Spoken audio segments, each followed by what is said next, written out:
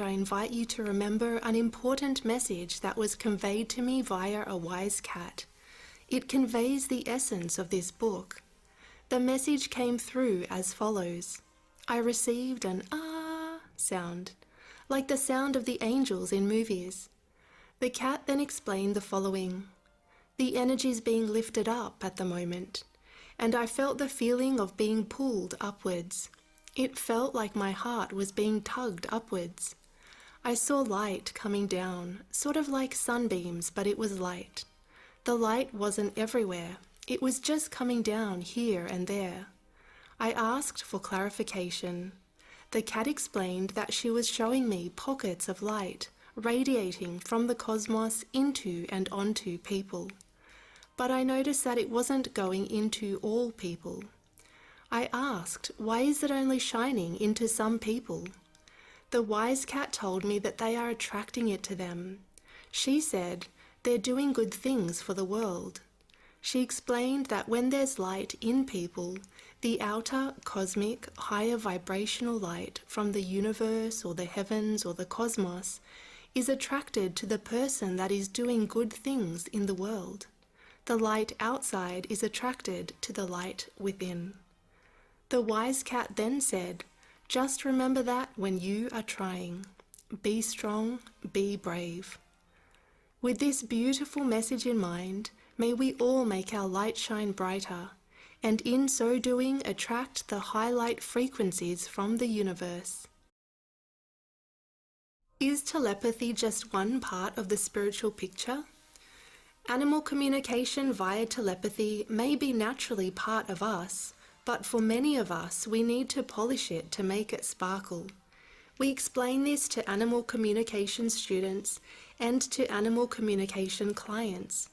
We see animal communication students become confident animal communicators. Hence, animal communication is a skill that we can learn and develop. Our ability to communicate with animals isn't a direct reflection of our spiritual level. Being telepathic doesn't mean that our spiritual level is any higher than any other person or animal's spiritual level. Being telepathic can even give the ego fire more kindling with which to burn. As human beings, we are programmed from birth to fit into expectations of society. Our society isn't as spiritually evolved as other societies in the universe. We go through socialization as children. If we watch mainstream media, we are programmed by TV shows and advertisements that encourage us to follow the herd mentality and to switch off our higher, compassionate and loving nature. It takes self-work to walk in humility. We develop this so that we can best serve the animals by receiving and conveying their messages with purity of heart, mind and spirit. This journey may well be to become less of a predator on every level, right down to the most subtle of thoughts and actions, and to develop compassion, love and wisdom. Perhaps we can get a sense of our spiritual level in various ways, such as through the pure, unconditional, expansive love that we cultivate. Other measures might be our wisdom and kindness, and our ability to be of service. Telepathy without these things is a scary thought indeed. As the saying goes, with great power comes great responsibility. I feel that by having this honor of being able to communicate with animals, there is also the need to develop these other qualities, and the animals exemplify this for us perfectly. By developing greater empathy, compassion, respect, love and peace, I truly believe that our spiritual level and our spiritual nature blossom even more. And these things are affected by what we eat and what we drink. A compassionate vegan lifestyle nourishes a higher spiritual level. A diet that contains meat detracts from a higher spiritual state in various ways. I once connected with an amazing dog who shared some wonderful messages with me. Although he had a big personality and puppyish ways, he was a committed protector. He told me that he came here to protect his person. He said, quote, "I love her. We have a soul connection. She wanted me to come here, so I did." End quote. I let his person know this could have been on a conscious or subconscious level that she desired to have him with her. He then sent me an image of what appeared to be a Roman warrior with a golden chest plate and sword in the air as if it was about to strike.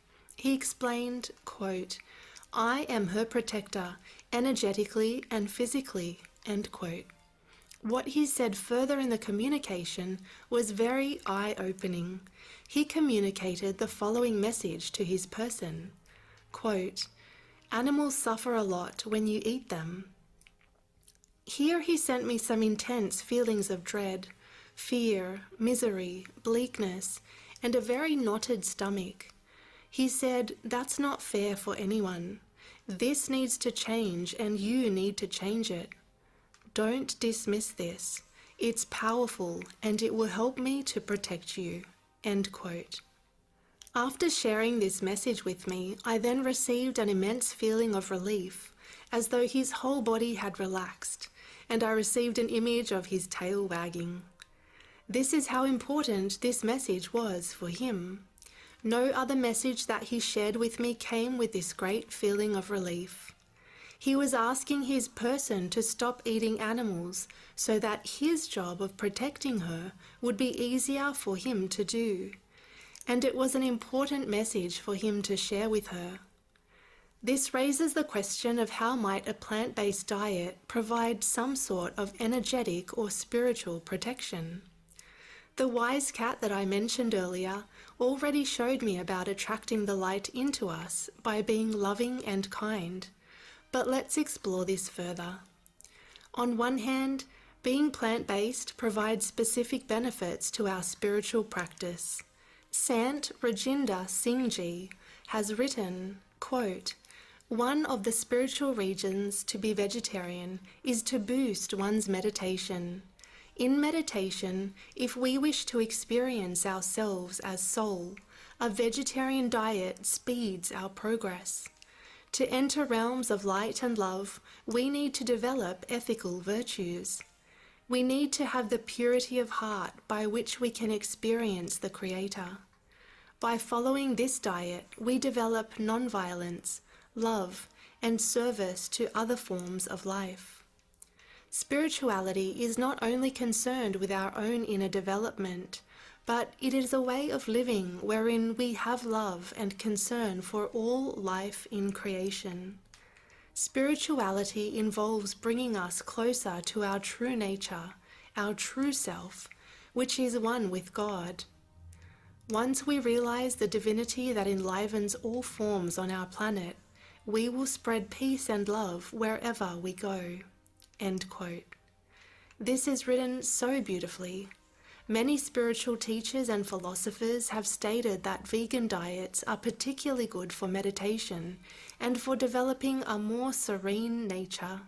Albert Einstein, physicist and vegetarian, had some interesting insights to share surrounding this.